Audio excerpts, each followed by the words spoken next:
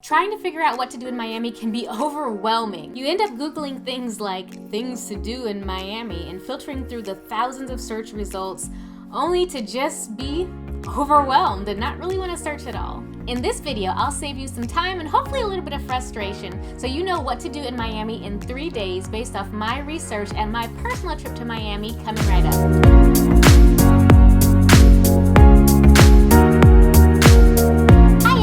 Antoinette, and welcome back to my channel. At Frolic and Courage, I like to give you the tips, tools, and resources to help you do the things you want to do, like travel or save money or cook or just make life just that much more productive in general. So I've been out for probably about a month, as you can probably tell, but I'm back with giving you some tips for Miami. My computer actually died and I bought a new Mac. You can check the video out right up here. Regardless, I'm back and let's get straight into the video. So there's a lot of things that you can do in Miami. I'm going to list all the things that I researched as well as share with you some of the things that I actually did as well as a few of the prices so you get a really good idea of what you can do in 3 days. These are all just tips for you so you can pick and choose each activity you want to create your own itinerary and get the most out of your visit to Miami. The first thing you can do while you're in Miami is visit the Biscayne Bay area. The most notable attraction in Biscayne Bay would be Bayside Marketplace. It is a 2-story open-air marketplace where you can go shopping, you can check out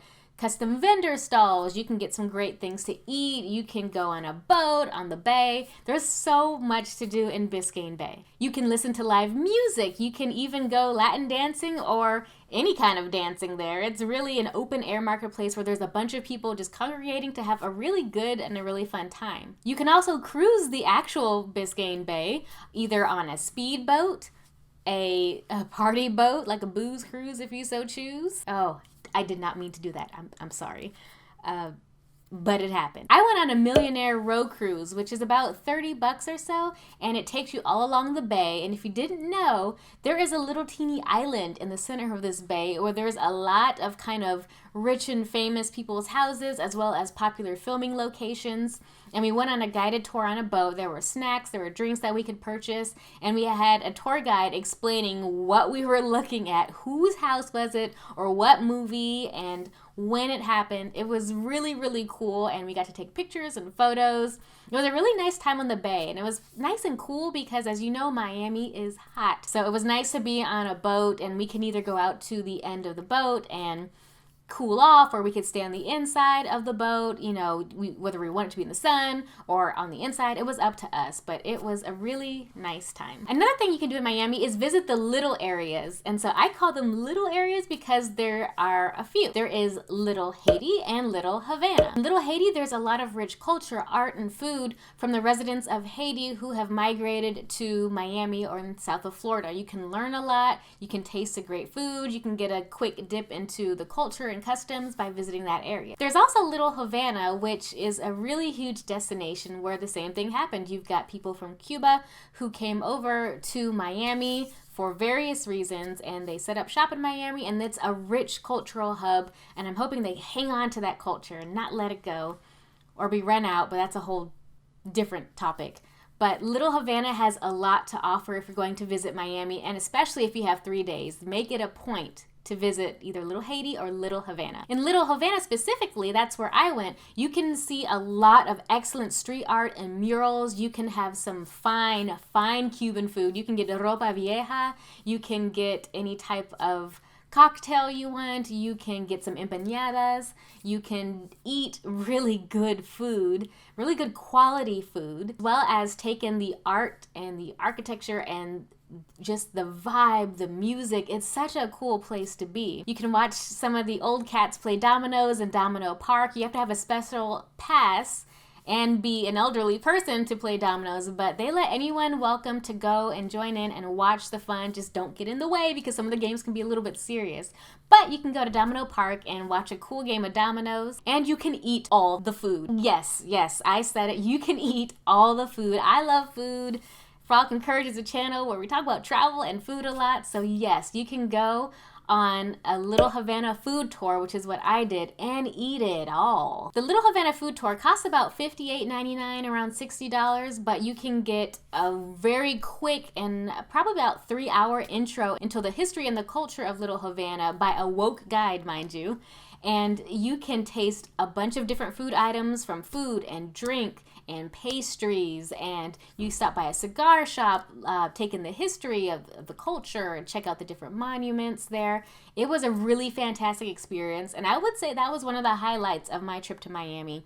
So definitely check out one of the little areas, whether it's Little Haiti or Little Havana, and oh my goodness, it is such a cool experience. It is such an educational experience, as well as something that's fun and fit for the whole family. And I'll put some links down below. So as I'm talking, you don't have to write everything down, everyone. I will have a link to my blog post where I have all of the links to everything that I'm talking about. So just sit back, relax, and learn and enjoy and keep note of the different places and things that you want to do in Miami. The next thing you can do in Miami is just go to look at all of the art and architecture. It's free to just go around and look at some of the really cool Art Deco. You can check out Casa Casuarina, which is also known as the Versace Mansion, which is right on Ocean Drive. You cannot miss it. And along Ocean Drive, there's a bunch of fabulous hotels and establishments that are in the Art Deco theme. There's also like a little tribute to the Art Deco vibe right off Ocean Drive. There's also the Biscayne Museums and Gardens, which is a beautiful place to visit. In terms of art and architecture,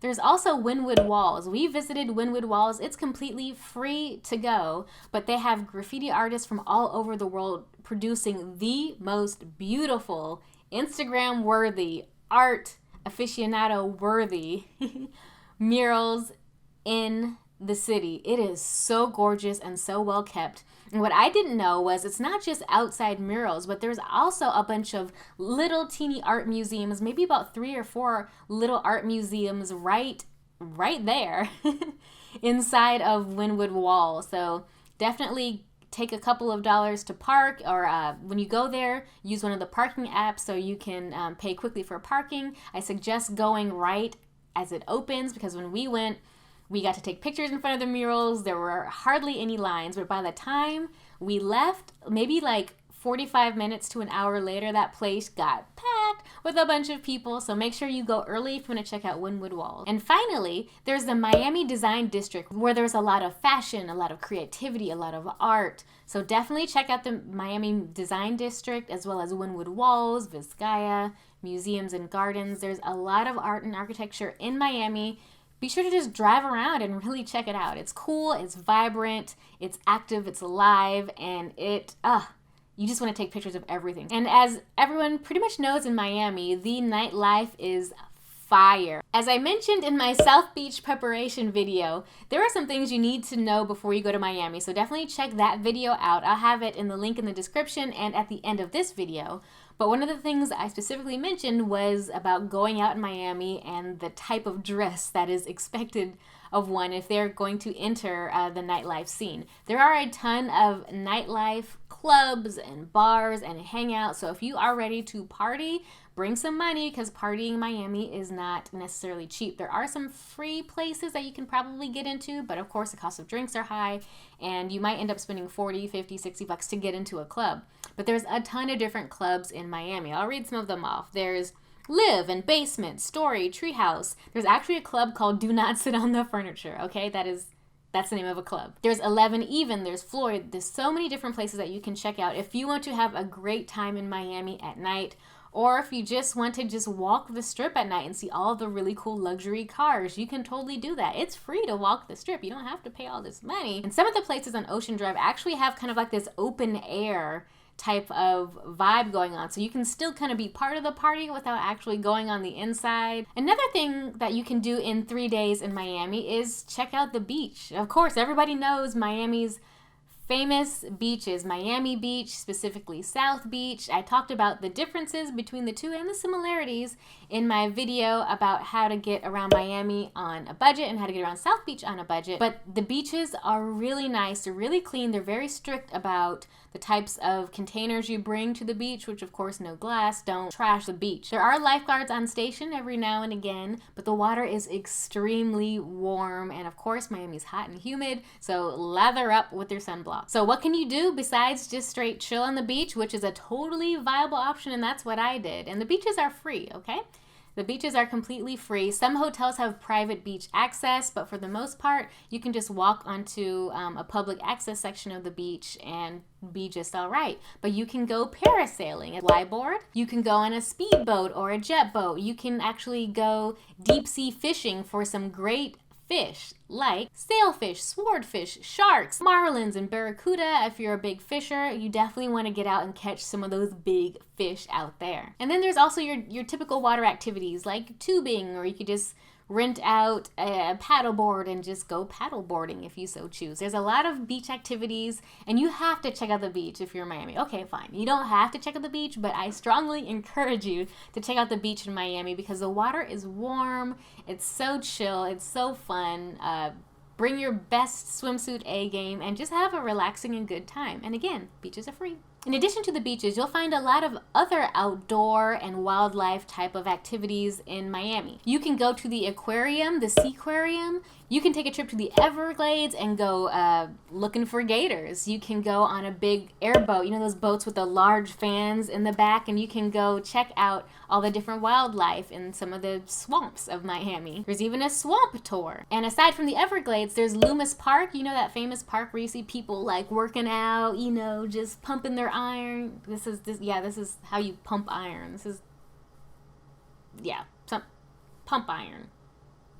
You can go to Crandon Park. You can go and take your family to Jungle Island where you can actually see and touch and get some great wildlife education for yourself or for your family. That is a family-friendly place. And beaches are family-friendly too. Don't let anyone scare you off.